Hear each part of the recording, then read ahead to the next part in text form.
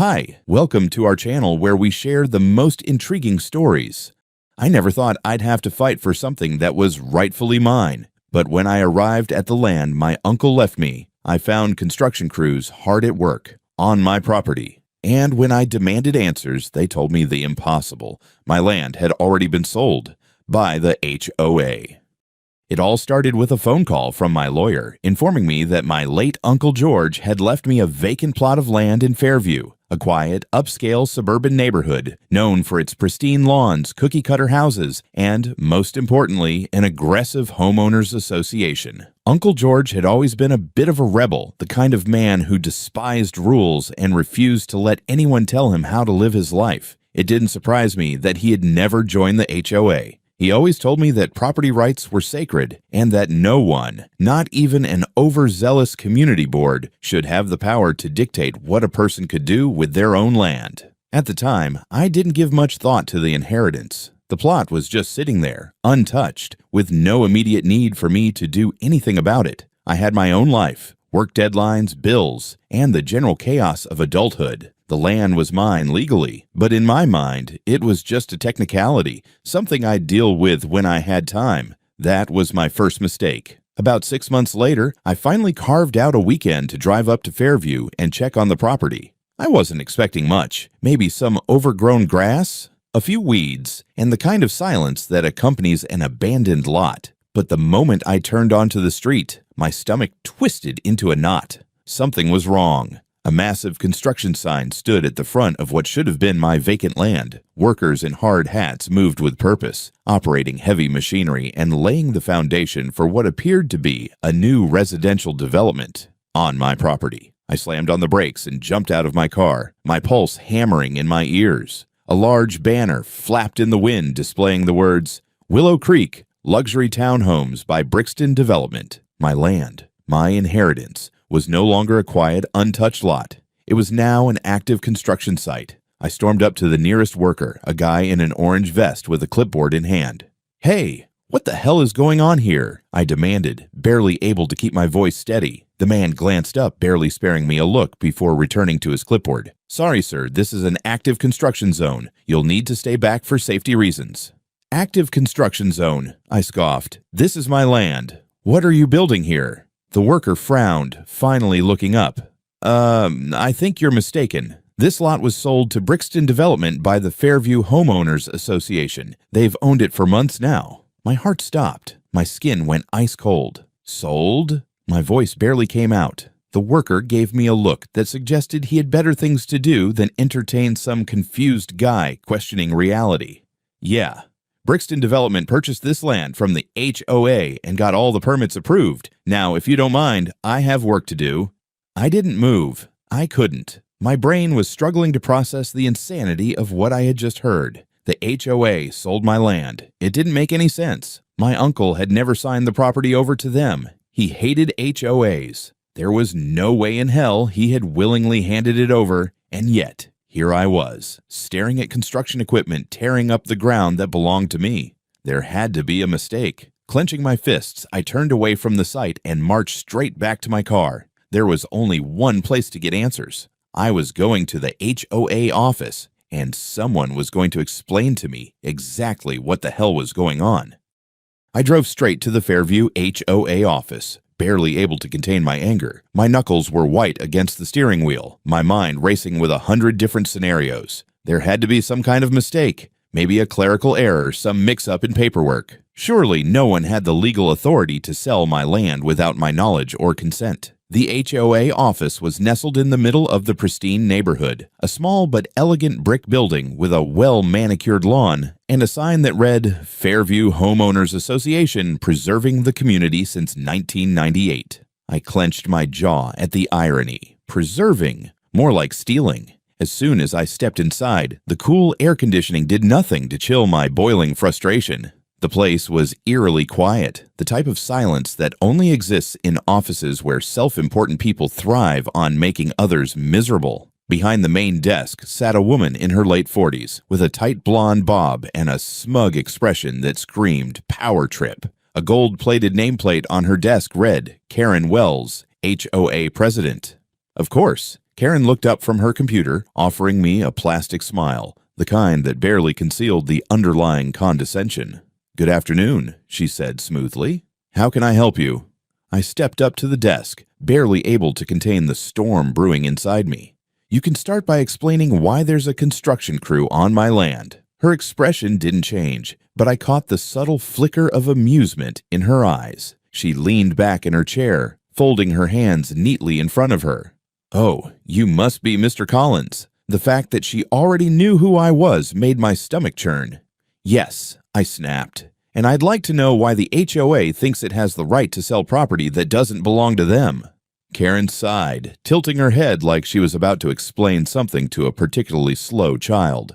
"Mr. Collins, I understand that this might be a surprise to you, but the Fairview HOA operates under very specific guidelines when it comes to abandoned and neglected properties. Your uncle's land had been sitting vacant for years with no active development or maintenance. According to our bylaws, the association has the authority to reclaim such lots for the betterment of the community." I felt my blood pressure spike. "Reclaim?" I repeated, my voice laced with disbelief. "You make it sound like my uncle abandoned it. He owned that land outright. He refused to be part of the HOA. That land was never under your jurisdiction." Karen gave me a sympathetic yet smug smile. "Oh, but it was, Mr. Collins. You see, while your uncle may have thought he was exempt from the HOA, there were old zoning records that, shall we say, disputed that assumption. Once the property was deemed inactive and unmaintained, it fell under the HOA's domain, per our charter." My hands clenched into fists. "That's bullshit. My uncle never signed anything over to you." Karen's smile did not waver. Perhaps not directly, but when ownership transferred upon his passing, the HOA was within its rights to take necessary action. The property has already been legally transferred to Brixton Development, and their project has been approved by the city. I felt like I had been punched in the gut. "You're telling me you stole my inheritance and sold it?" My voice was barely controlled rage. Karen's expression finally hardened. "We acted in the best interest of the community, Mr. Collins. Your land was sitting there, useless. Now it's going to bring in valuable new housing and increase property values for all of Fairview. That's what we do here. We ensure progress." I let out a bitter laugh. "This isn't progress. It's theft." Karen sighed dramatically and reached for a folder on her desk.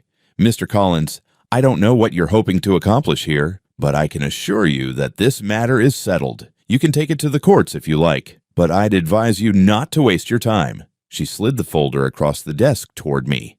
"This is a copy of the sale documentation. You'll find that everything was handled according to protocol." I picked up the folder and flipped it open. The paperwork was thorough, and to my horror, it even included a falsified signature. Mine. My breath caught in my throat. "This is a forgery."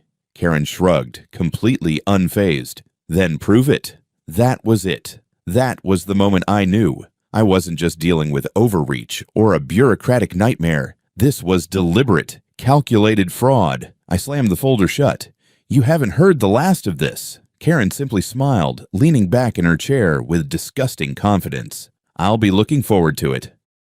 I stormed out of the HOA office, the folder clutched so tightly in my hand that the edges crumpled. My heart pounded with a mixture of rage and disbelief. They forged my signature. They had taken my uncle's land and sold it right out from under me. And Karen had the audacity to smirk like she had just conducted a perfectly legal business transaction instead of outright theft. I needed a lawyer immediately. Driving back toward the city, I called up Sarah Green, a real estate attorney I had worked with before on a minor zoning dispute. She picked up on the second ring. "Sarah, it's Andrew Collins," I said, trying to keep my voice even. "I need legal help. Fast." "Andrew? What's going on?" she asked, sounding instantly alert. "The Fairview HOA stole my land and sold it, with a forged signature." There was a pause. Then, "Come to my office." Now. An hour later, I sat across from Sarah in her downtown office, the folder of fraudulent documents spread out across her desk. She skimmed through them, her eyes narrowing as she flipped through each page. "This is bad," she muttered. "They didn't just pull a fast one on you, Andrew. They fabricated an entire legal transfer." "No kidding," I gritted out. "Can we take this to court? File a lawsuit?" Sarah exhaled sharply, tapping her nails against the desk. "Yes, But it's not going to be easy. HOAs are notoriously difficult to fight, and Fairview is one of the more aggressive ones. The fact that they got this deal pushed through means they likely have connections inside the zoning office, maybe even the county records department. We need proof, concrete proof, that they forged these documents. I leaned forward. What do we need? For starters, an independent handwriting analysis of your supposed signature. Then, we need to cross-check public records to see how they justified transferring the deed. If we can find even one instance of procedural misconduct, we can unravel the entire sale. I nodded, determination hardening inside me. Let's do it. Over the next 3 days, Sarah and I worked nonstop. We got a handwriting expert to confirm that the signature on the sale documents was not mine. We dug through public records and discovered that the HOA had used an obscure zoning loophole to classify my land as abandoned. We found emails leaked anonymously showing Karen communicating directly with Brixton Development months before the sale was even finalized. It was a blatant conspiracy. Then the threat started. The first was subtle, a formal letter from the HOA's legal team warning me that if I continued harassing their office, they would pursue legal action against me for defamation. The second was less subtle. Late one evening, as I was leaving Sarah's office, I noticed a black SUV idling near my car. When I approached, the window rolled down just enough for me to hear a deep, calm voice. "Drop it, Collins," the man said. I couldn't see his face, just the faint glow of a cigarette. "It's done. Walk away while you still can." The window rolled up, and the SUV sped off into the night. I stood frozen for a second, my pulse pounding in my ears. This wasn't just about stealing land anymore. They were willing to silence me to keep it. I wasn't the type to scare easily, but that night, as I replayed the SUV encounter in my head, I realized just how deep this went. This wasn't just some clerical error or an HOA overstepping their boundaries. This was organized corruption, and if they were bold enough to send a veiled threat like that, I had no doubt they would go further. The next morning, I woke up to find a bright red violation notice taped to my apartment door. "Mr. Collins, your vehicle has been observed in unauthorized areas within Fairview Estates. Per HOA bylaws, repeat infractions will result in fines and legal action." I nearly laughed at the absurdity. I didn't even live in Fairview. But the message was clear. They were watching me. Then the phone calls started.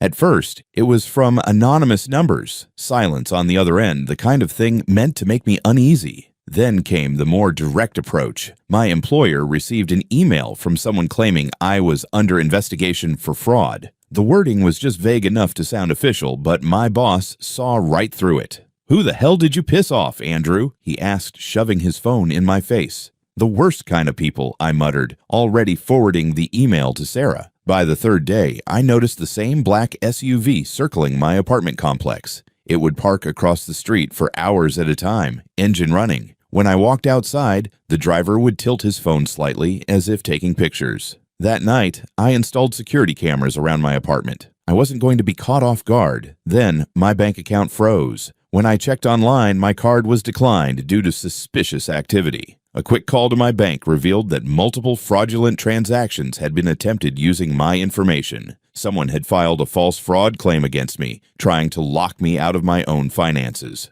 That was it. I grabbed my phone, my hands shaking with anger, and called Sarah. "We're going all in," I said. She didn't hesitate. "Then let's tear them apart." I had given the HOA every chance to back down, to correct their mistake, but they had made their stance clear. They weren't just trying to keep the land, they were trying to ruin me. They thought intimidation would make me walk away. They were wrong. Sarah and I spent the next 48 hours gathering every shred of evidence we had. We weren't just going to fight this in court. We were going to drag it into the light. First, Sarah filed an injunction to immediately halt all construction on my property. If we could prove fraud, we could legally freeze the development. The request went straight to a judge, and within a day, a temporary cease and desist order was issued to Brixton Development. But I wasn't stopping there. I reached out to every investigative journalist I could find. HOA corruption wasn't new, but a case like this, where they had outright stolen and sold private property, that was a scandal.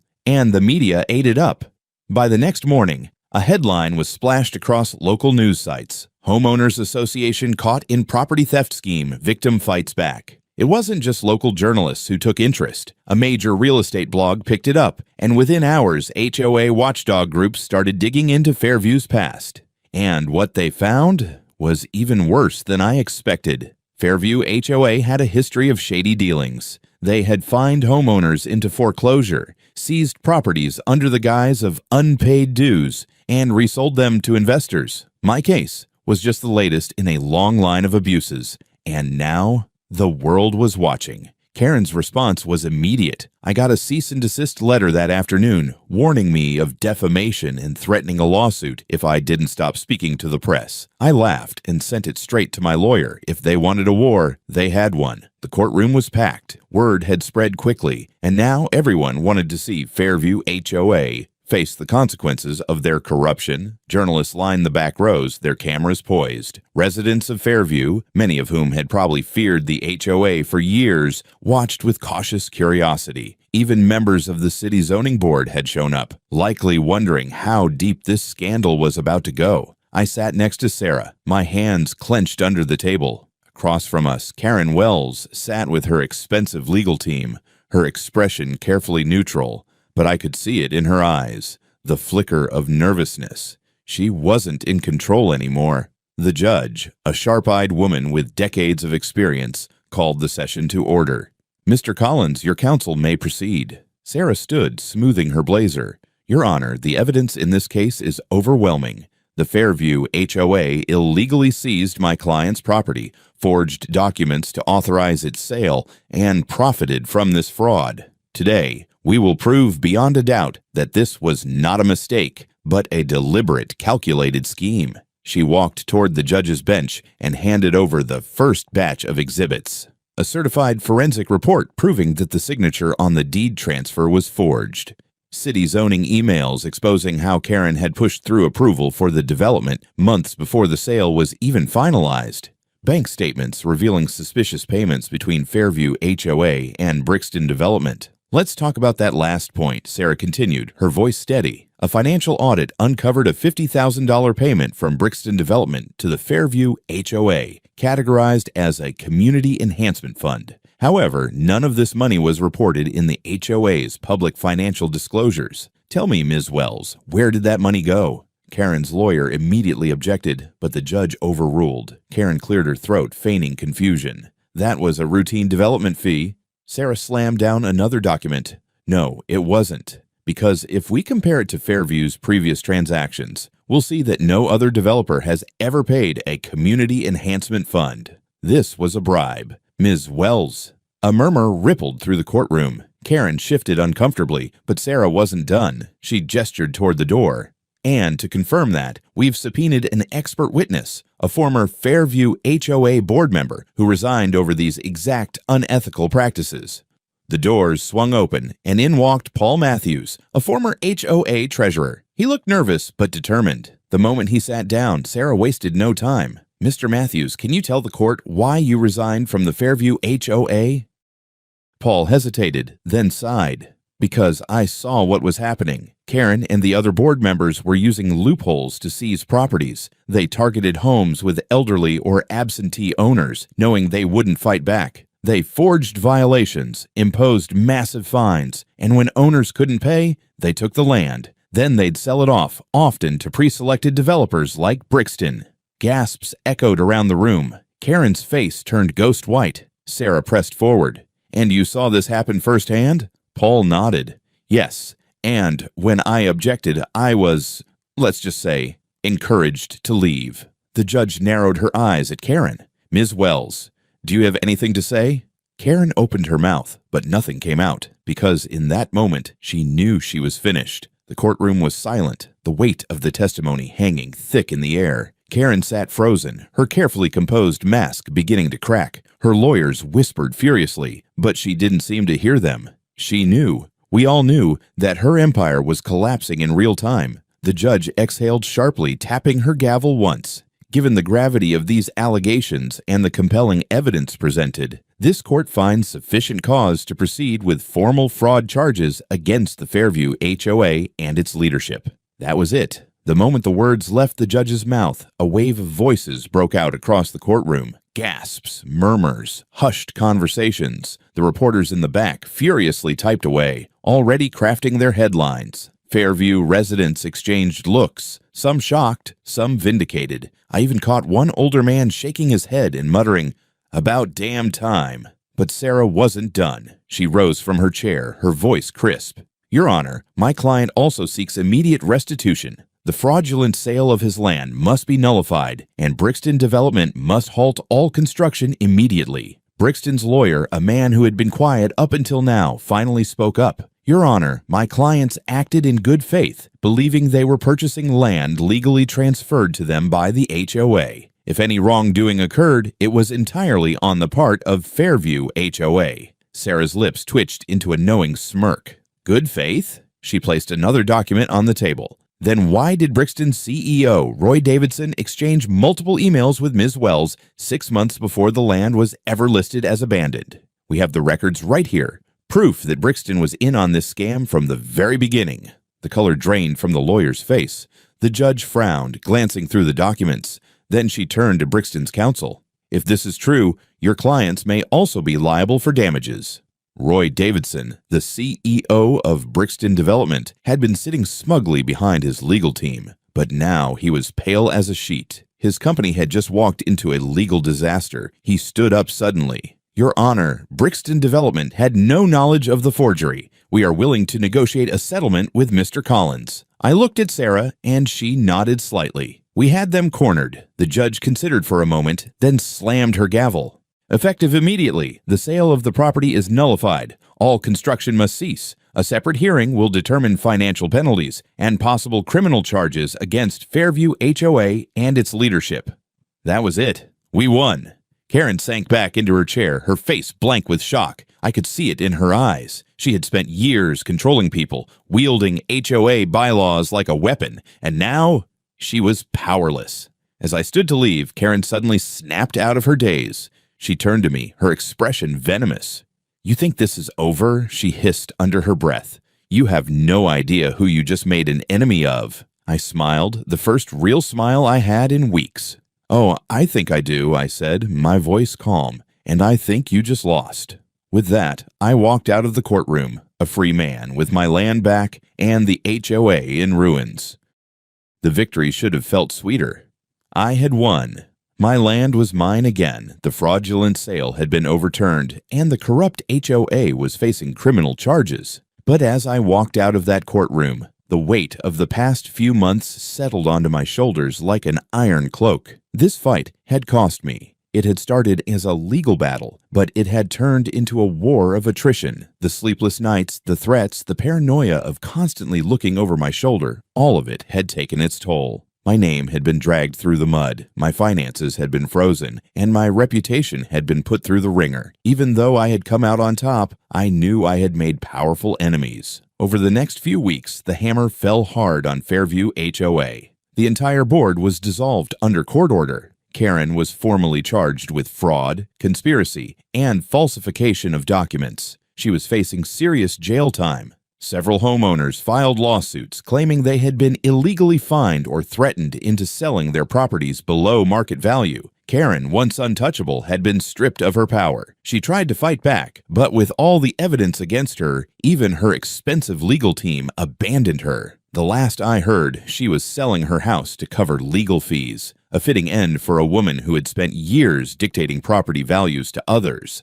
As for Brixton Development, they settled quickly. They knew a prolonged fight would ruin their reputation, so they cut their losses, withdrew from the project, and paid me damages for trespassing and destruction of property. It wasn't just about the money, it was about making sure no one else tried this again. The land was mine again, but it no longer felt like just a vacant plot. It was a symbol, proof, that even against a corrupt system, a single person could fight back and win. I considered selling it, but something inside me refused. This was my uncle's land. He had fought to keep it out of the HOA's grasp for years, and even though he was gone, I had honored that fight. So instead of selling, I did something that would have made Karen lose her mind. I put up a massive billboard at the entrance to Fairview.